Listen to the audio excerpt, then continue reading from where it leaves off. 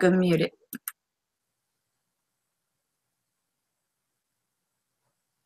Hold on, I gotta get it.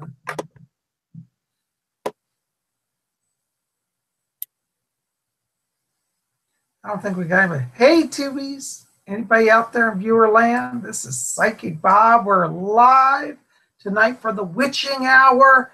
You got Lady Angela and Lord Bob for a whole hour. And we got a special guest tonight. My mom's here. And we're going to introduce her just a minute after we get our chat going here. Hold on just a second. I got to mute everything too. Oops, hold on. Let's see live. For some reason, it's not. Oh, there it is. Okay, we got a live feed. Guys, bear with us. We're still working out the technical side. There's always some drama here. They're all saying hi and hello, Mom, they say. Do I say hi to everybody, Bob? Hi, everybody. Hi, Bob's mom. Hi, Angela. Hi, Bob. Blessings. Hi, everyone. All of that. So, hi, everybody. Thank you. We're excited to be here. Yes, we are. I'm still getting my chat sorted out, so bear with me, Angela. Oh, Mom, they say that you're looking beautiful tonight. Well, thank you. Bob's mom is so sweet. I just love her to pieces. Are you busy at work? Oh, they're just going crazy telling you hi. Well, we got a lot of fun things planned for tonight, don't we, Bob? Yes, we do. We got a lot to talk about. Angela, I'm having trouble getting my chat going for some reason. Okay, open another window with YouTube in it. Just got it. Okay, never mind. Now, first thing is mute that. I did. We're good. I think. Okay, now scroll down just under your video and you should see the chat feed. Got it. All right, we're good.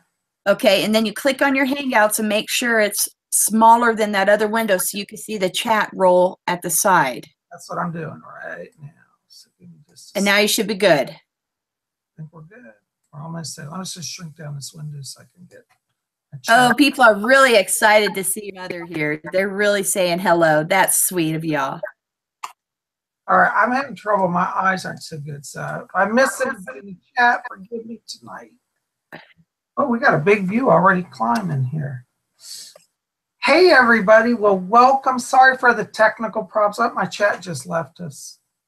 Oh, and they say happy birthday to your mother as well.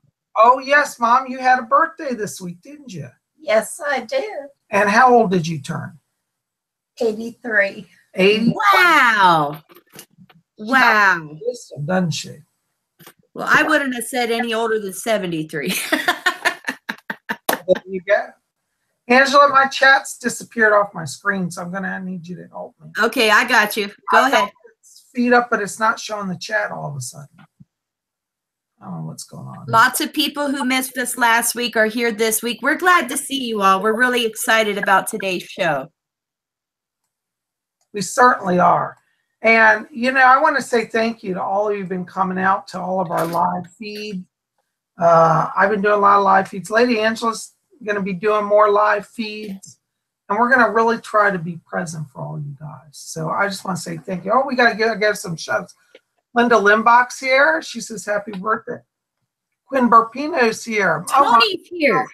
Yay, Tony made it. Lord Tony. Hi, Tony. Shout out to Tony. For you guys who don't know Tony, we're going to have him also in a future broadcast once we can figure out how to get everybody in. But Lord Tony has the position of Lord Guardian of the Order of the Purple Cord. He's one of our officers and board members. And his job is to provide security and spiritual protection for the members of the order. So, Tony, welcome tonight. He says, yay, me. All right. Well, we love you, Tony. We're glad you're here. Yeah. Tony, think about if you can be on next week. We're going to see if we can get you in. All right. Well, anyways, guys, I'm so glad you're here. And, you know, it's always a treat to be here with you guys tonight. And, you know, I wanted just to straight off address some questions because I've been getting letters all week. And Lady Angela, you've been getting them too. Yep. About our group. Our group is called the Order of the Purple Cord. And we are a eclectic Wiccan group. We're a group for solitaires, people all over the world who want to do spiritual work, but may feel like they're alone and don't have a support group. We're your support group. And we wear as our symbol the purple cord. And I've got this tangled. Here's my purple cord I made. As many of you know, my other purple cord was stolen, but I made a new purple cord. You can see it's woven. And some of you are saying, Bob, we love these cords. How do you make them? What are they? These are made of what's called paracord. And you can buy paracord online at eBay or Amazon. Lady Angela, you've got paracord on as well tonight, don't you? Yes, I do. I have one I wear like as a belt, but this one I have tied around my neck just in a knot to show our bonds, our closeness, our unity. And it just makes me feel empowered and also grounded, you know. I had a long day at work and, you know, get myself sorted out. So I put on a nice gown that makes me feel free flowing with my energy. And I tied on my purple cord here around my neck, you know, so that I could speak truth tonight and that my words would resonate well with everyone, but especially with those in our purple cord in our order. So it's showing love to all. So that's why I have it tied in a nice knot around my neck. Absolutely. Another way, thank you, ladies. Another way you can wear your cord, I have this one open, so I could either tie to make it a necklace or wear it as a cincture when I wear my ritual robes. But another way to wear your cord, which is kind of novel, is just wear it hanging down, open. It's like a stole. And so you just drape it around your neck and let it hang down the front. And that's another way you can wear your cord. Isn't it, Lady Angela? Yes, it is. I'm over here seeing so many of our Purple Cord members in the chat box. Oh, there's Gavin Hines. He's in from England. He's watching. Yep, we have a few. We have Vicky. We have, I think I saw Carol a minute ago. We have, we got Tony. We have Karen. We have, let's see, Vicky, Tony, Wanda. We have Wanda. I didn't want to forget any. And there's several more too. Hi, guys. Yeah, we're so glad Marigold Tarot. She's one of our members. Hi, Marigold. Yep. Gifted psychic. Oh, Nigella from me is here from New Mexico. Yep. Somebody. Hi, guys. We're so happy you made it out. This is very exciting. We look forward to questions. Yes. Well, you know, before we get into the questions, I also want to answer another question about the purple cord. So for those of you who are interested in joining the Purple Cord, membership is free. Our only requirements that we have is one, that you submit to us a request to be a formal member. And you can send that to my email, which I'll have the email in the info box below this video, which is readings@robert-schickman.com. Send your info saying that you wish to become a member. Now, membership is free, but our only requirements are that you also agree to follow the Wiccan Read, which means in the Wiccan Read is, and in harm none, do as you will. So we don't practice black magic, we don't do cursing, we don't do anything evil. And then the third requirement is you have to make a cord to wear, similar to like Lady and Angela and I wear. Now you can make your cord out of anything. This happens to be made of paracord. And I actually recommend it because it makes the most strong cord, doesn't it, Angela? It does. I like paracord, and I've even seen a few people make it out of different things. One person actually used it as part of his shoelaces. I believe he might have mixed in some yarn with his shoelaces and run it through and tied it. And some even made bracelets. I've seen it used a lot of different ways, and any way is good. And purple doesn't have to be the only color. You could get creative, and you could use any kind of cord or twine, just so long as purple is the predominant color. And I suggest while you're weaving it, knotting it, braiding it, however you're making it, you envision that you're becoming a part of something bigger than yourself, a part of a positive, high vibrational group of positivity. And so you think of that while you're weaving it or making your cord. And when you wear it, it will give you that extra oomph because you are a part of something bigger than yourself. Absolutely. Now, I was going to show you guys real quick just a sample here to get you started on making your cords. What you need to have is at least a minimum of 3 cords. Now, this cord that I'm making, I measured out about 8 feet of paracord, and it whittles down to quite short because about a third of your cord is used up in the knotting. But what you want to do is get yourself some paracord. In this case, now I'm just using 3 strands. You can actually use more, but you need to have it equal amounts, like 2, 2, and 2, or 3, 3, and 3. But in this one, we're just using 1 each. And basically what you do is you cut 3 lengths of cord of the same length, like these are each about 8 feet long. I just knotted them off here. I just tied all 3 together in a knot. So you see you got 3 ends. And then you start a simple braiding technique. And basically you start with, it's like you cross the outer cords over the inner cords. So you'd start and you'd say, cross the left one over the middle, okay? Cross the right one over, and then you cross the left one, and you just alternate left and right. And as you do it, you want to pull them tight. And this way, this will allow you to have a nice tight braid.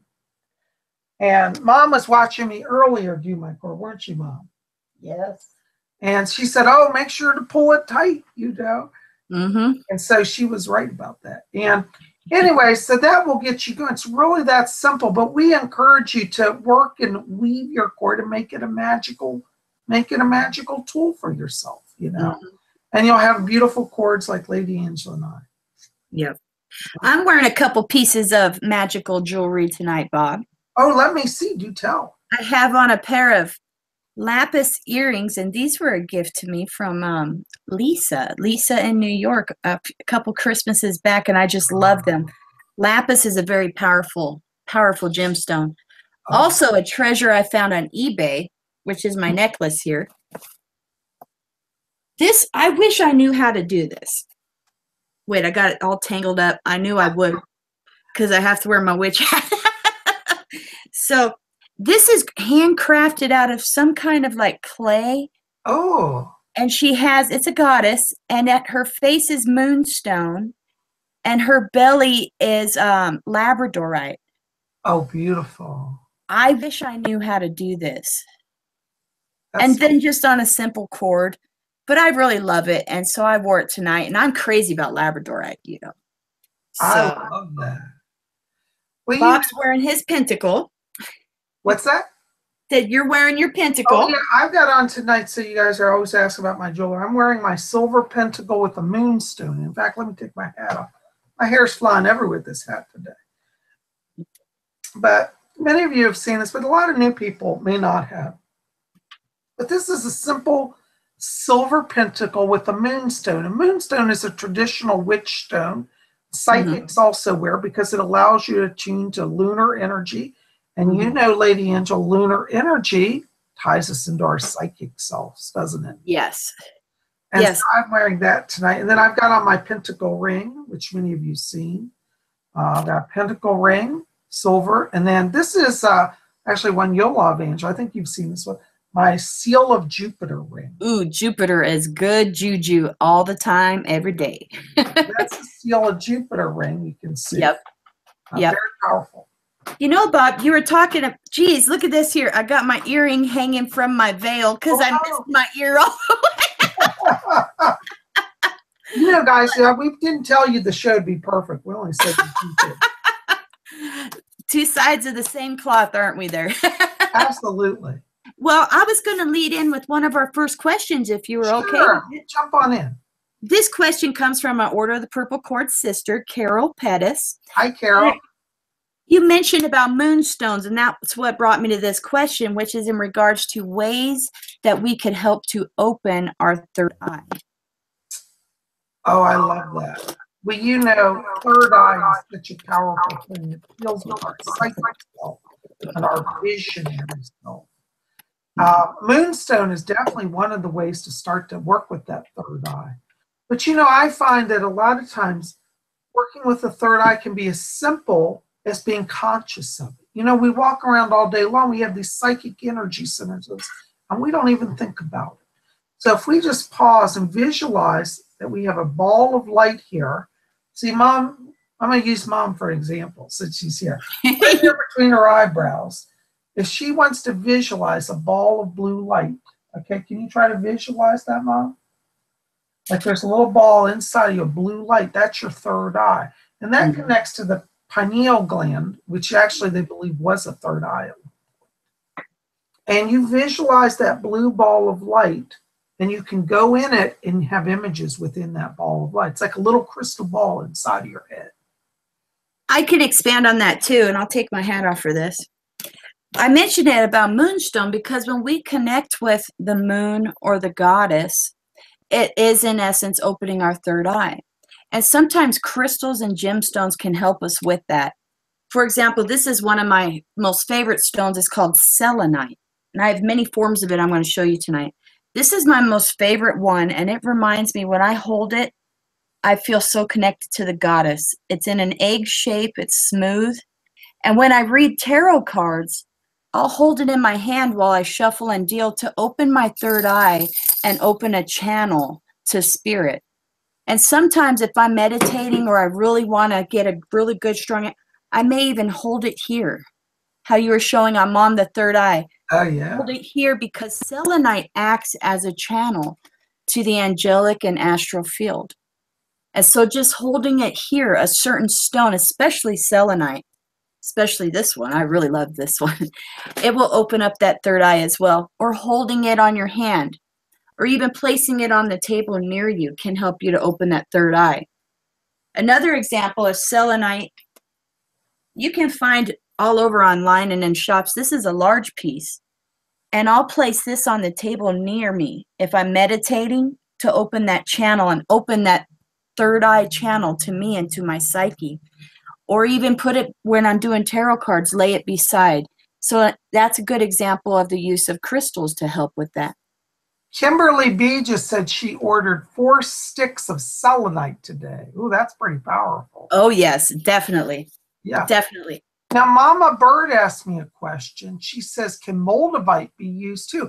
Actually, yes. You know, I have to tell you, Mama Bird, moldavite, though, for me, tends to connect me to alien connections. So if you're interested in channeling messages from like the alien races, that's what I think moldavite's best for. Wow, I don't think I've ever seen moldavite. Mm-hmm. It's like a stone which is like a meteorite type of stone, comes from space. Oh, nice. Mm-hmm. I bet it has a strong magnetic field into it also, I bet.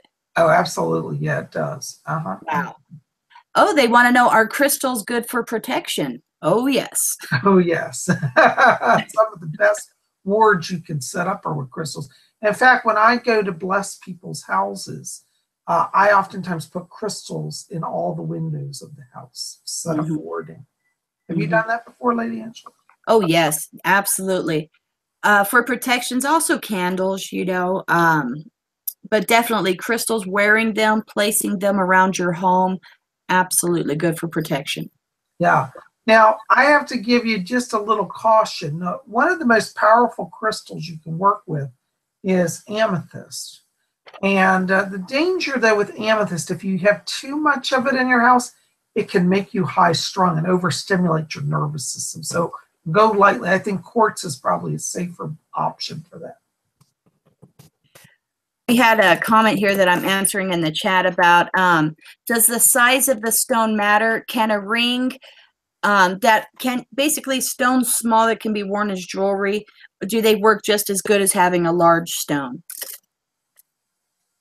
I would say absolutely. Yes, I'd say absolutely as well. Because that stone, whether you've got a molecule or a mountain, has the same vibrational structure. It's the core structure that releases the frequency. Because if you study crystals, you'll discover that every crystal has a specific lattice work of molecules.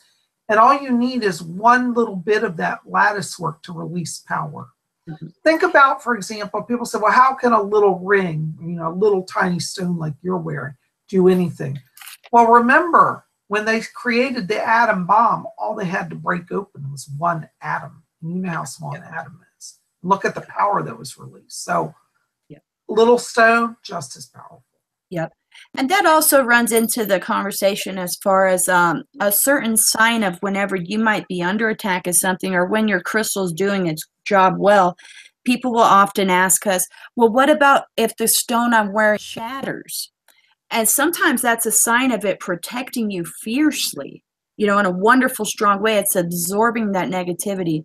And you may need to replace it after it may burst, or often clean it. Clean it once a day if you're wearing it often and you feel like you're under attack.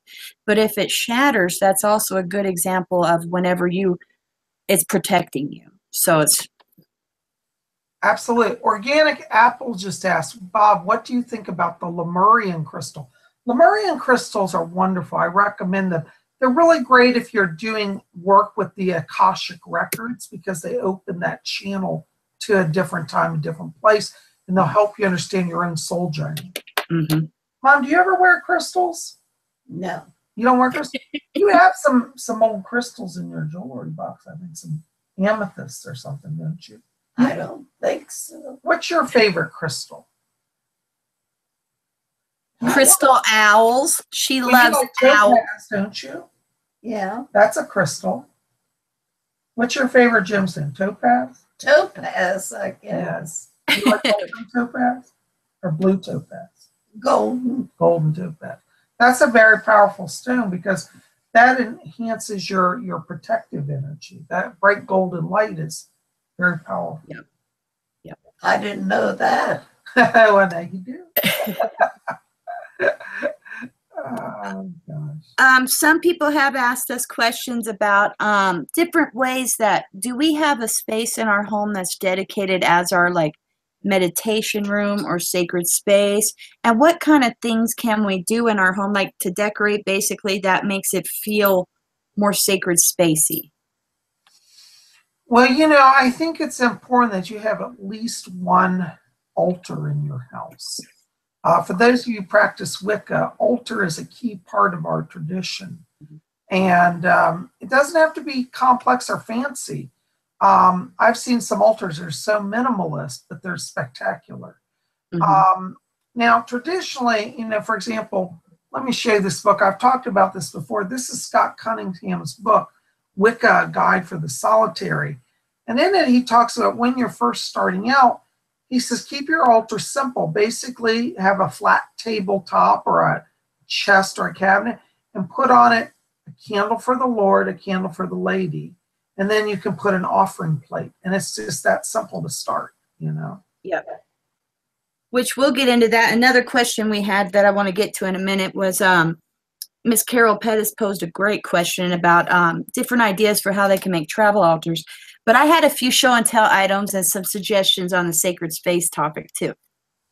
I suggest at least one little corner or table of your home you dedicate as your space. Whether you set up an altar or a meditation area, or you keep it tidy. You don't want it to be chaotic. Look, you keep it tidy in that certain little area. It could even be one drawer in your dresser that you have made up, and it's to you and your sacredness. Now, if you have a whole room or a whole corner, I have some really cool things to show you that I just got that are suggestions and to give you ideas. You're going to love this. Now, I got these in a clearance bin, so some of them have the price marked on them. That's not what I paid, but it just shows what a bargain I got. So check these kind of things out. This is decals you peel off and put on your wall. Oh, wow. This is a spiral. Can you see that tree? Yeah, spiral tree. You could put it on your wall. And if you had a corner, can you imagine a table with this set up on the wall above it where you could burn incense and just really get into yours? Isn't that nice, Mom? What do you think? Yes, that's beautiful. Now, I got two of this other style of it. I'm going to give one to my son to take to school and give to teacher, and maybe he could set it up in the classroom. This is the other, and it has big orange butterflies and all of this here. Oh, that's beautiful. They're like foam, and they peel off and stick to the wall without damage. You could peel them right off. That's the tree this one makes. Isn't that neat? I love that. That's beautiful. So you could get things like this and set them up on your wall by your table or by whatever it is. So this is something else really cool. I love butterflies because butterflies to me are transformation and change. These are the same kind, but they're like felt. Oh, that's beautiful. They're huge, and you peel them off, and I could put them like climbing up the wall. Is that neat or what? I love it. Oh my God. People are going crazy in the chat. They love that. Huh? People love it. People are saying it looks great. And then look at this. These are grapes, and they made me think of the god Dionysus. Oh, yes. I can see that. You could set it up around your altar, and also many other gods and goddesses that grapes could represent. You know what I mean?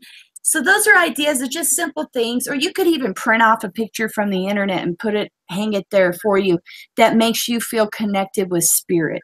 So these are different ways so that certain area, when you're there, it's sacred. And it kind of like hits a switch within you that you're no longer in the mundane mindset, the everyday mindset, that now you're touching into yourself and you're bringing out that spiritual connection. That's what setting up that area special does for you and your connection with spirit. Mom's getting tired. I must board her.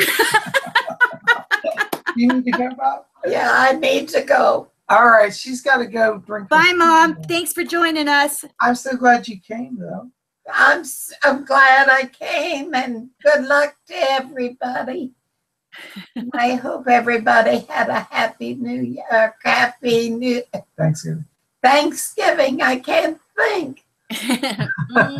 Bye, Mom. We love you. My bedtime.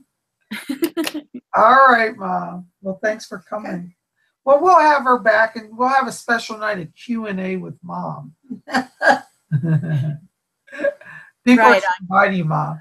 Bye-bye, everybody. Oh, yeah, everybody's saying bye and good night. Good night. Bob, I have something exciting to show you. Okay, hold on. I'll make sure she gets out of here. Okay. You okay?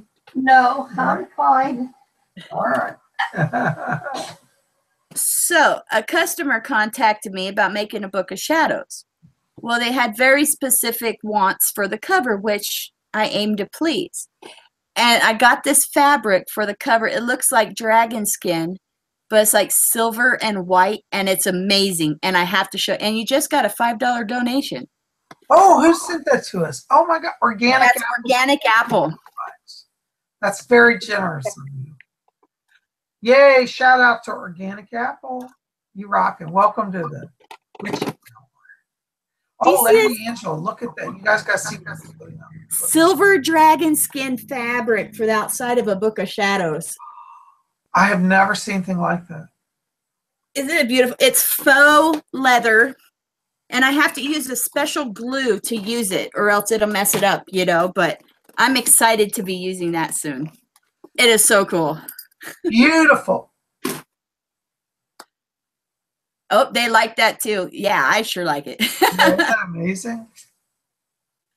I actually found that fabric. I found it at Walmart, of all places. I mean, it was kind of high, like $10 a yard, but it's gorgeous, you know, and I love it. Lynn O'Dell just said goodnight to my mom. Good. Thank you, Lynn O'Dell. Yeah, Linda Limbach said that's very pretty. Yep. Kira's one of my regulars. She says that leather is amazing. Yeah. You really got a treasure in that one. So, Carol Pettis put a question to us in Purple Cord, and I think it's a good one. I've been asked it a lot, whether it's through my website or on Facebook or just in everyday life, about what kind of suggestions for when someone's trying to put together a travel altar. What kind of things? Can we give them ideas? I got a lot of stuff here to show. Well, you know, it's a little kind of a strange sort of altar, but I did a video a few years ago, which I'll have to put a link in after this is done, called Ananta Bag. It's basically a full altar. It travels in miniature inside a little bag. Mm-hmm. I remember that video. It was one of the first ones I saw of you, and I loved it. You had little tiny charms to represent so many different things, and I really loved that video. That's a great example. I've seen travel altars as small as a Altoids box set up and decorated. Those are nice. I could never size it down that small myself, but I could get it into a shoebox, or check out this box. If I wanted to, I could make a travel altar that would fit inside a decorative box. Oh, that's beautiful. And someone asked me, what are ideas of where they can get tools for their altar? I got this at a secondhand shop. They're treasure troves for witchy things if you got an eye to know what to look for. Absolutely. Oh, I'm so with you on that. And you know, you can make things like I dug out 2 small for statuary, for your statues, I made these out of clay. Out of clay you get at Walmart for the Lord and the Lady. Here's my Lord. He's got a beard and all of that, horns, and the Mother Goddess. Beautiful. I made them out of clay, that sculpey clay you bake, so you can make your things. And they could be simple, very, very simple, and just so that when you look at them, you feel like the Lord and Lady are present. It's about pulling that energy out of you. Absolutely. You know, travel altars, you know, as many of you know, when I travel, I have to do videos on travel magic. And, you know, it's like I was saying at the beach the other day. All I had at the beach was a patch of sand on the ground, and a stick, a driftwood stick I found, and I had enough there to do magic. See, because magic's within you. I love all the tools and props and all of that. But, you know, at the end of the day, the important thing is that we have the magic within us. Yep. The power. Yep. That's what all the props, as they call them, because it's just different little symbols so that when you look at it, you connect with that energy and pull it forth within you. And you can do all different things. You can have different sizes of things. I have a small altar where I use a itty bitty cauldron, you know, as an example. And I even have a larger one that I use on my main big altar in my bedroom. But yet it's still small, and it could be packed up to travel. But you don't have to have a cauldron. You could do something as simple as, I got this little dish like $4 for $1 at the dollar store. And you could put yourself some water in that, and that could serve for the water, or the water element. Or you could even put some soil or some salt in it. And it costs you, what, $1 for the little dish on your altar? And they could come smaller as well, just to give you ideas of where to get them and things you could use. I have a little chalice. This I had gotten one of those it was Valentine's Day, and it came with a bottle of wine, and it had 2 of these. But I bought it because the chalice was so small, but good quality. And that right there I could use because it's small and as in a travel altar. So just to give you all ideas. I love that. You know, I have to agree with Lady Angela. You know, using thrift stores, you can get treasure. So much of my altar stuff is also from thrift stores. And as I'm away now, I don't have it all here to show you, but I can tell you what Lady Angela is showing you is absolutely spot on, and it'll work for you. You know? Absolutely. It's like in my travel altar, I'm crashing stuff down because I'm clumsy. Sorry. In my travel altar, I have a small dagger as my athame, and it also works as my wand. This was a gift, but gives me the opportunity to show off my very favorite athame, so I have to take the opportunity. This is my favorite athame I love. It's an Isis one with the squiggly blade. Oh, I love it. Oh, I love that. And it has her here. And it has her wings and the beetle and the squiggly. I saw these on my website, actually, but I have one and I love it, and the power I feel when I hold it. So sorry to interrupt our travel magic to show off I love this athame. And that's important, I think, for a witch, is that you connect with either your athame or your wand. You have your chosen one tool, and that's your power tool. It could even be your finger. If that's what gets the job done for you, then that's your tool. Absolutely. You know, I tell people, like, when they're traveling, if you're somewhere, let's say you don't have a chalice with you. They go, oh, I don't have a chalice. You know, a paper cup will work. It's not glamorous, but it'll work. Yep.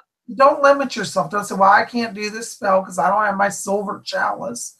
Go to McDonald's. You can get salt packet. You can get a salt packet for your salt. You can get free water. You can get a free water cup. You can get a stir stick to be your wand. And you got enough right there. Now, see, it'll work.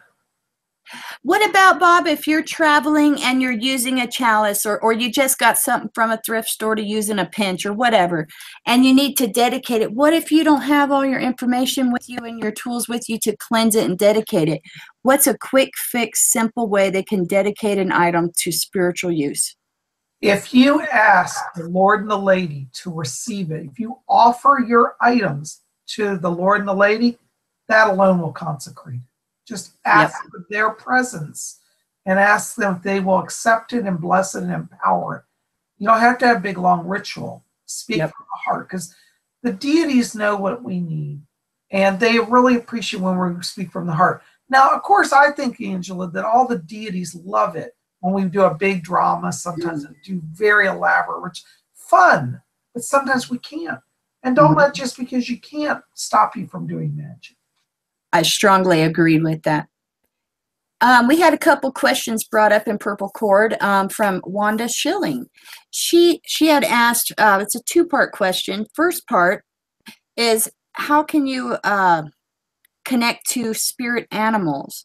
And then she wanted to clarify, and she said, well, what's the best way to connect to spirit animals who have already crossed over? Wonderful. Well, in terms of connecting to your spirit on your totem, I always say, they tend to choose you, like in my case, a lot of times I would go out and I kept seeing ravens everywhere. And it's like they wouldn't leave me alone. And that's how I knew I was being guided by the spirit of the raven. For animals that are crossed over, you can call them to you, just like you would call any pet that you want. Any animal, especially if they've been your pet, will come to you when you call them. And you just treat them as they were on earth, they will respond to that. They'll be there. Very true. I had a beloved pit bull that I had for 14 years. I loved her dearly. Her name was Maven. And when I speak, just like now, I get a little bit of chills when I speak of her. And I can sense her same height. And almost, you're not going to see things in the spirit world in a physical way. You have to sense it and feel it. And I could feel her presence, kind of like a shadow in a way, but it has an energy. And I could actually reach out and pet her head. And I know that she loves it. Or sometimes if I'm thinking of her, that she's sitting over on the couch, how she used to, all curled up, and my other dog nearby. So all you have to do is reach out, and the spirit world's there. Absolutely. Well, my spirit guy, Rose, always said, she says, the spirit world is as close as a whisper. And she's right about that. I remember when she said that, and that really resonates with me. I remind myself of that statement a lot, that the spirit world is just a whisper away, because don't our worlds interlap, Bob? The spirit world and our world? See, the earth realm, there's this myth. Everybody has this myth that spirit world is far, far away, okay? Spirit world is literally right here, but it's at a slightly higher frequency. And those dimensions overlap a lot of times. And this is why a lot of people see ghosts, because they'll say, I swear I looked over and there was somebody there, but they're a few feet off the ground. Ghosts don't actually float, but the spirit world's just a little physically higher. It's like a step up, but it's right here. Definitely. I find that it helps me to connect to the spirit world. One of the first forms of meditation and scrying I ever did was to a candlelight.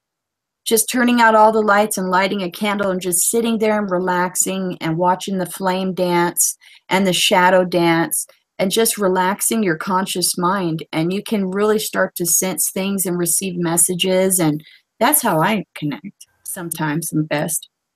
Oh, absolutely.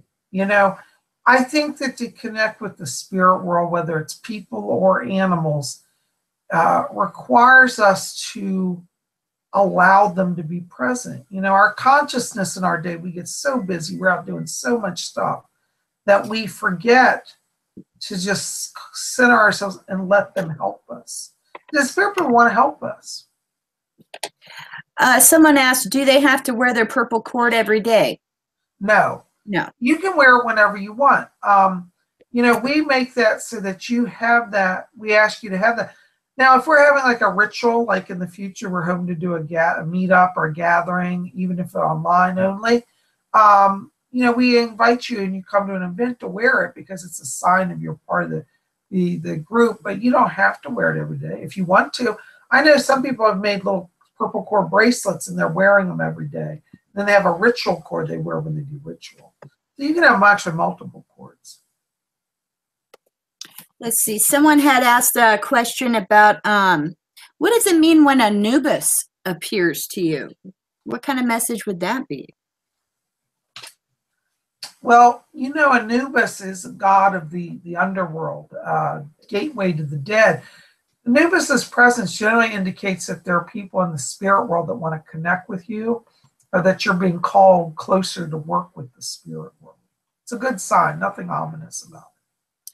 I remember one of our purple cord people, I won't say her name for privacy reasons, but she had always she's in the paramedics industry now, and she had been having a calling to go and study something about being like the not the person who works with the dead and gives the autopsies and stuff like that, are calling for that kind of a angle with it. And Anubis appeared in a dream, and it was a sign, because she is very much into like forensics and stuff like that. And so this was something that had been kind of like in the back of her head calling to her. And then Anubis began appearing in dreams and stuff, and it was a sign that this was a calling for her. So that's something exciting too. Oh, yeah. Well, you know, the gods, when they choose to interact with us, always bring a blessing in one way or another. Absolutely. Someone had asked for tips about how to achieve astral travel. Well, you know, astral travel, well, let me put it this way. There's no one way to do it, okay? Astral travel is something that you have to learn to do. Everybody has different techniques. Some people make it as simple as laying down, closing your eyes, and choosing to leave the body. Some people choose to leave through the third eye, some leave through the crown chakra. Some people practice a breathing where when they breathe out, they release their spirit into the etheric realms. There's no one way to do it. That would have to be a whole probably 3-hour class though to go through all the techniques. But 90% of wanting to do astral projection is actually just taking the time and consciously working on it. Yep. You did a guided meditation in a video not long ago, and it was wonderful. I sat through it and I loved it. And I remember I left my body, and in the guided meditation, you showed the silver cord, and I actually got to travel to the moon and even past the moon. And I saw the other constellation, or not constellations, but what is the other the other galaxy just past ours? I got to see that, and the Pleiades. I got to see the Pleiades, and I was blown away. And that was one of the first times I ever achieved real astral travel, and it was amazing. So, speaking of rituals, I think one of our future videos ought to be this ritual. A lot of people have suggested. I think it's a good one for us to consider, doing a dedication ritual to the goddess. That's a good ritual. We might do that in a whole other video sometime real soon. I think we should definitely do that. I think that's a good one. Very good one. I think that's wonderful. Magical Fox just wrote a question saying, what do I do if I feel a dead relative is haunting me? Well, one of the things is a lot of times when somebody's haunting you, it's because they're earthbound. It means that they haven't made peace in this life and they're not ready to transition. What you first want to do is treat them with kindness and respect, because the dead, they don't want to be screamed at and yelled at. They're in trauma enough if they're earthbound. So, but you want to let them know that to cross over to light is nothing scary. Whatever spirit, no matter what level, wherever they are in the spirit world, they can always see a doorway to the other side. So you want to tell them to look for that doorway to the other side. And tell them to go over to that light. And sometimes they'll go right away. It can be that easy. Yep. And there's several rituals that are powerful that involve like saging, opening up all the windows as you sage for a way for the negative energy to escape. And like Bob said, announcing to them it's okay to go. There's the light. You know, you're free to leave. You know, your loved ones are there. Because sometimes they're confused, aren't they, Bob, when they first cross? Yes, well, especially if they're not particularly spiritually minded. A lot of times they're just shocked that they're conscious, because see, when you leave the body, you don't suddenly become an angel or suddenly profoundly enlightened. You're the same as you were on earth, but you're in a different body. You're in a spirit body, but it's an exact replica of your physical. So it confuses the hell out of them, because they're like, I'm dead, but I have a body. I can see things. I'm walking. I'm not dead. But you have to convince them you really are dead. I find a lot of times when I work on hauntings to try to get them to recognize. In fact, it's probably one of the hardest challenges. For some of them, once they realize it, then that's a whole nother level of trauma. But for a lot of people, it then becomes like, oh, okay, like once they make the connection, then they can move on. Mm-hmm. So you do have to, at some point, directly confront a soul and say, you're dead, as unpleasant as that may be. Sometimes that's hard to do, but it is essential. What are your feelings about black salt? Black salt's very protective, very purifying, very protective. You know, we have this thing kind of in the West. We think, oh, if it's black, it must be evil. Not necessarily, because black is a protective color. In fact, I'm wearing a lot of black here and black hat. That's not a sign of evil, but it is a sign of the cosmos, of the energy of the primal goddess. You know, so there's power in the color black. And black salt takes the frequency of salt and it adds a protective and a strengthening hue to it. I've used it many times before to circle my house. I've also used other things to circle my house. One of a really powerful one is using, forgive me if I pronounce it wrong, but I call it cascarilla powder, where you actually take up the eggshells from your eggs, you use them and you grind them into a powder, and you could sprinkle that around your home. It's extremely protective. And in fact, it even has power so that anyone who would like glance upon your home in a way that's like questionable, it would distract them and deter them from ever even like noticing your home. So it's very like a protective shell is what the eggshells will do.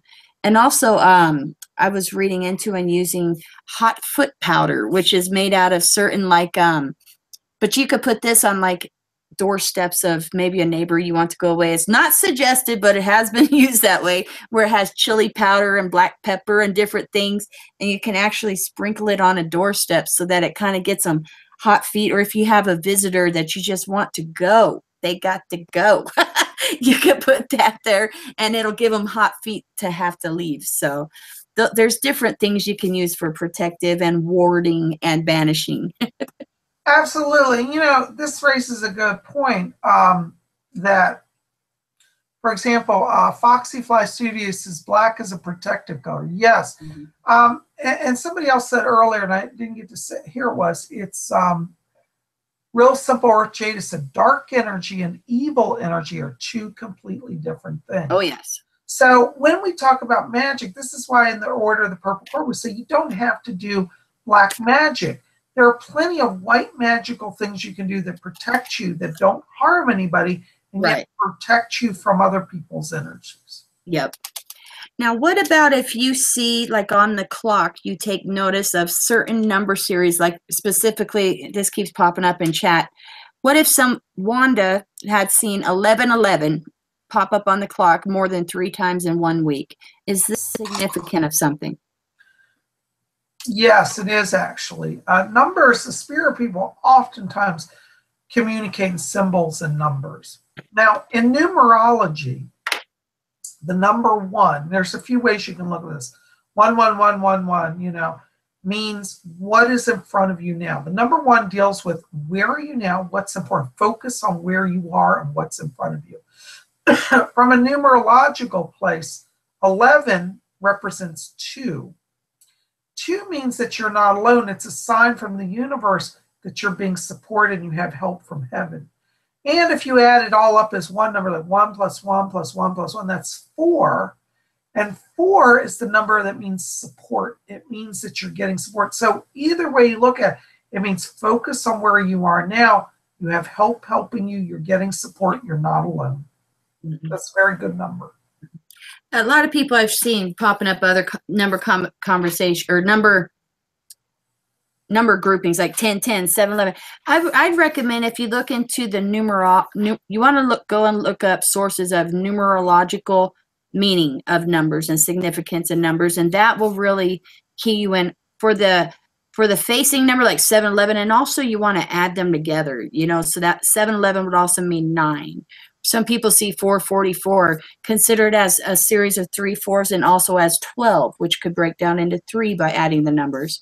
So that's all some numerology stuff. If it's being significant, standing out to you as significant, definitely look into its meaning. It must be significant then. And there's many books written on numerology, far more than we could cover in this segment. Absolutely. But it's a good question. And It is a good question. numbers are significant, yes. Yep. Here's a good question, Bob. Don Chance asked it, and I've been asked this other times too. So we talked about how to open the third eye. Well, what if your third eye already is open? And many times people like in this situation are told, well, that's a calling to do light work. Well, the question is, well, what is light work? What does it mean to do light work? What is it? Light work is being available to let the spirit work through you. Now, that doesn't necessarily mean you have to be a psychic or a medium, but you might be. But light work means that you're drawing in the highest vibration from the higher realms to be able to impart that to others, whether it's through teaching, whether it's through healing, whether it's through writing of books, whether it's through doing speeches, whether it's through teaching classes. You are in some element bringing over the light from the spirit world into your work and for the benefit of others. Light work predominantly means serving others, not self-serving. For example, like somebody goes and gets a job because they just want to make money to pay for a car. Nothing wrong with that. But that's not light work. But if you're working to raise money, so that you can travel to teach a class, that teaching that class is light work. And so that money will be blessed in the process. Good answer, Bob. You are definitely a wonderful light worker. God for the bless you. service you do and the readings you give are out of this world. Wonderful.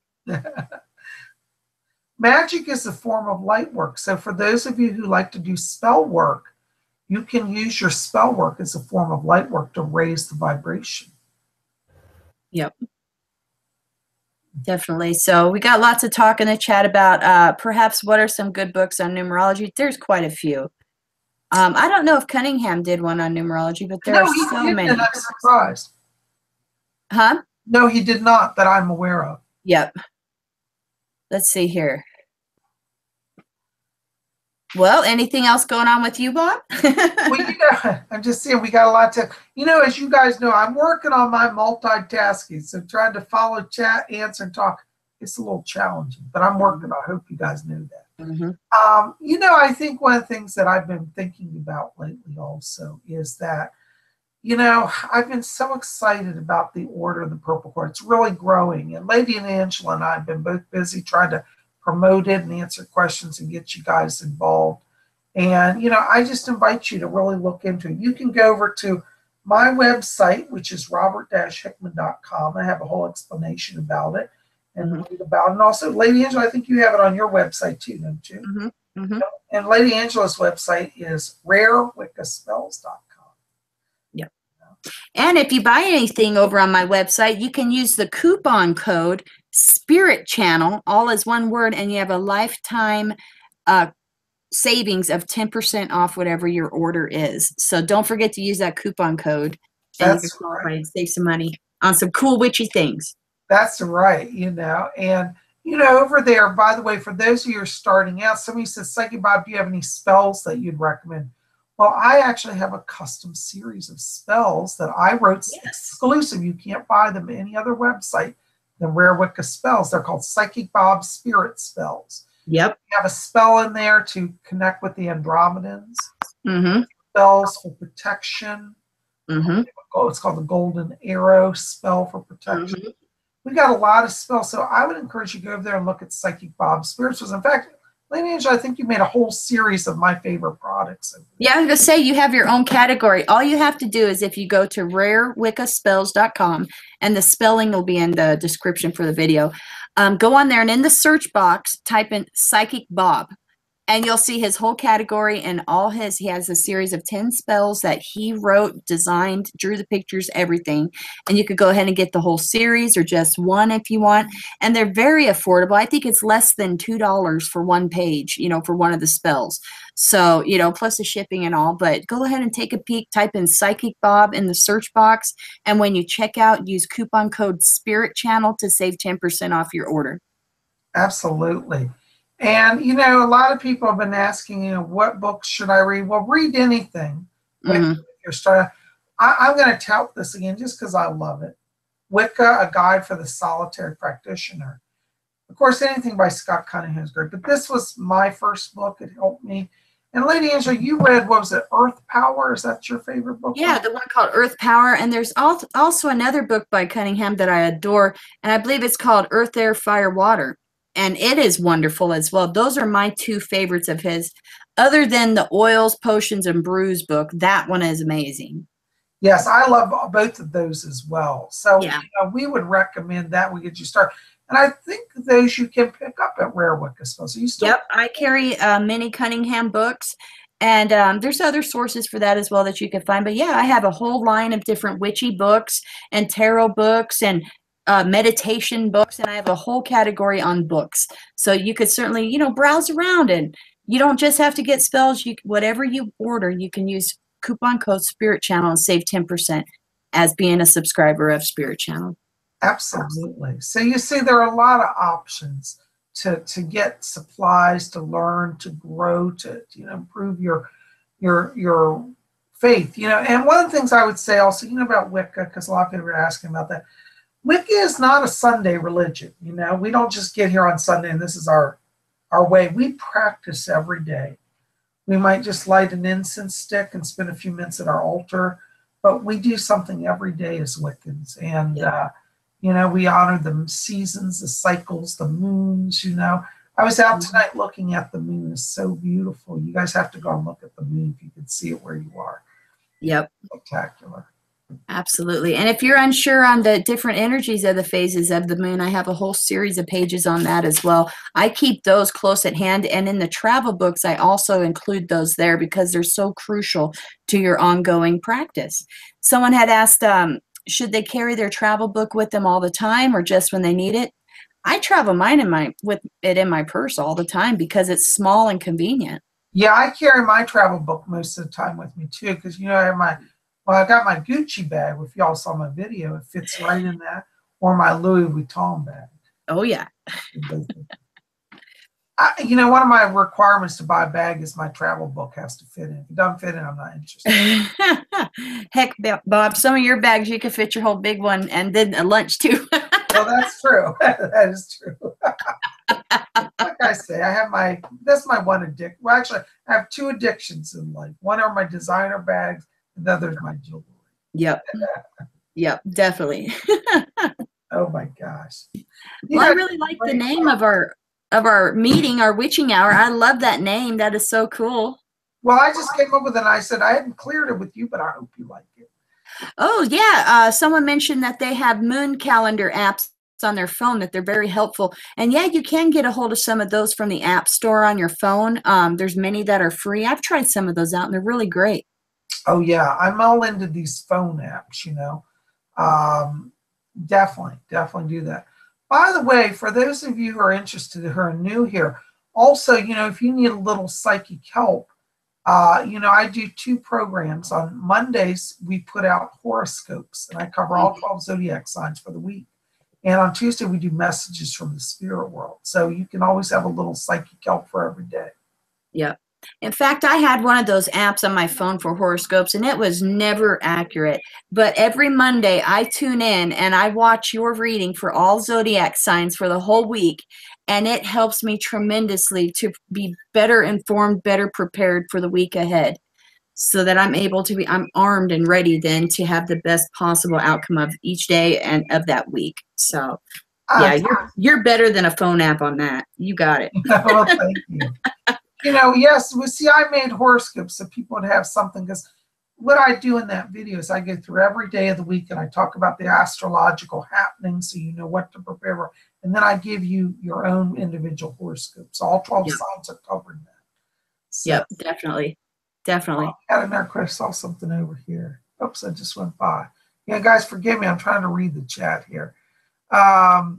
Okay, Sarah Maya wrote, what would you suggest to be connected with the god and goddess throughout the day while at work? That's a really good question. Angela, you work, you know, at a office all during the day. What do you recommend?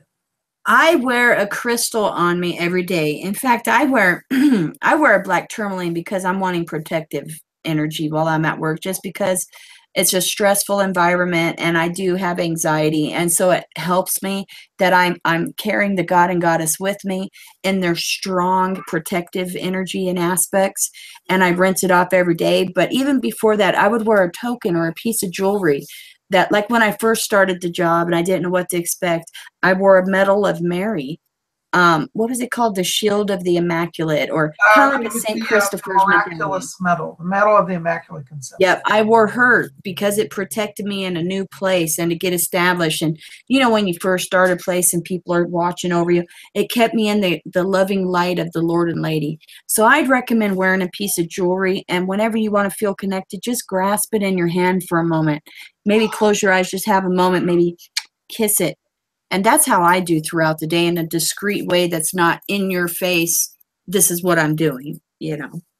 Absolutely. That's how I am. I wear something sacred that's dedicated to the Lord and the Lady every day, whether it's my rings or a pendant, and having jewelry every day that I've consecrated to the Lord and the Lady remind me of their presence. Now, you don't have to have open pentacles like I wear. It could be any jewelry, you know, that's more discreet. Some of you live and work in environments where you can't openly wear this stuff.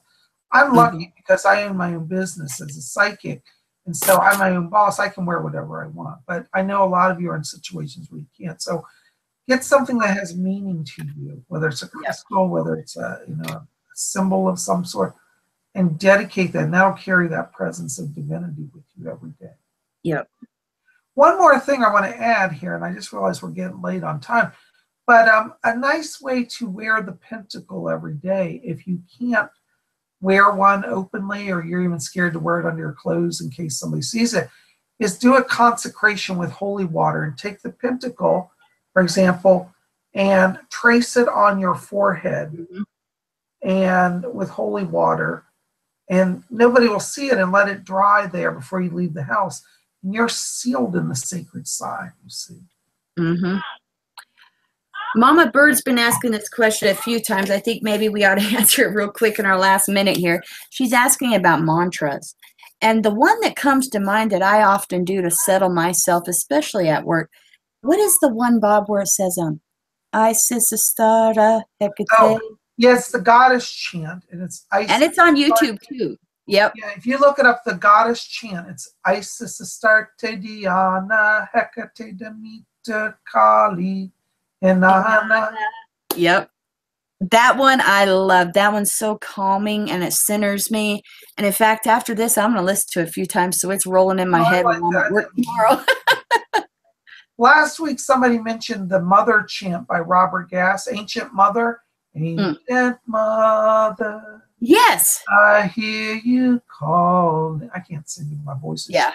But that's a wonderful. Look up Ancient Mother too. Yep. Wonderful, wonderful. Yep. Well, guys, I tell you, we are at an hour. I don't know where the hour flies. It seems like we just. I know it. Lady Angela. I am so glad you guys joined us tonight. Listen, I hope that you'll keep with us. Every Sunday, we're going to do this. Yep. Lord willing, and the creek don't rise. Yep. You know, we're going to be here for all of you. So, you know, by the way, pop over to Lady Angela's channel. It's Lady Angela, tell your channel name again. It's Angela McAllister, Rare Wicca Spells. Or I'm sure you could look me up just by typing in Rare Wicca Spells and it'll pop up. Yeah, go ahead and subscribe. I have quite a few videos on there. They all teach from a Wiccan perspective, and I'd love to see you there.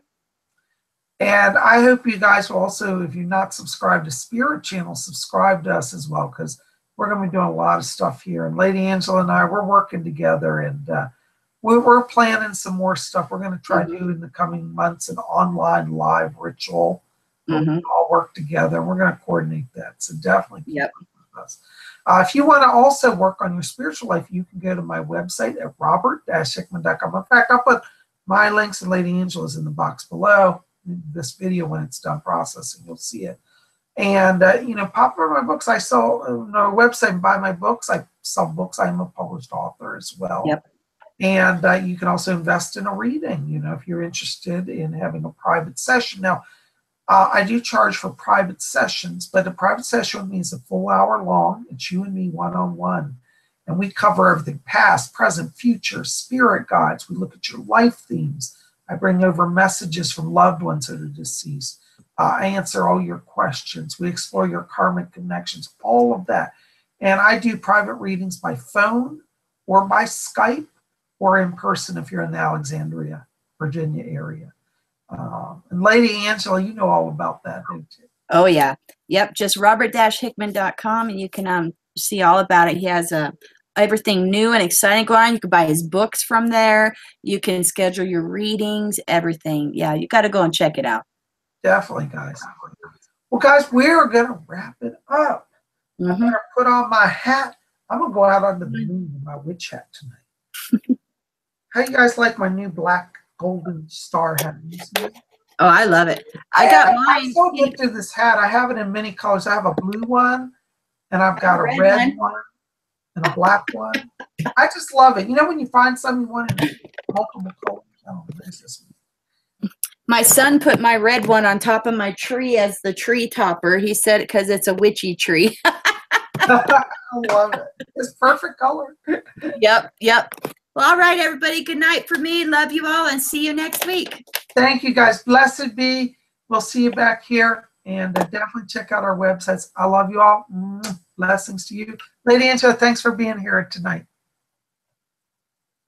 Good night, guys. We'll see you then. Bye-bye.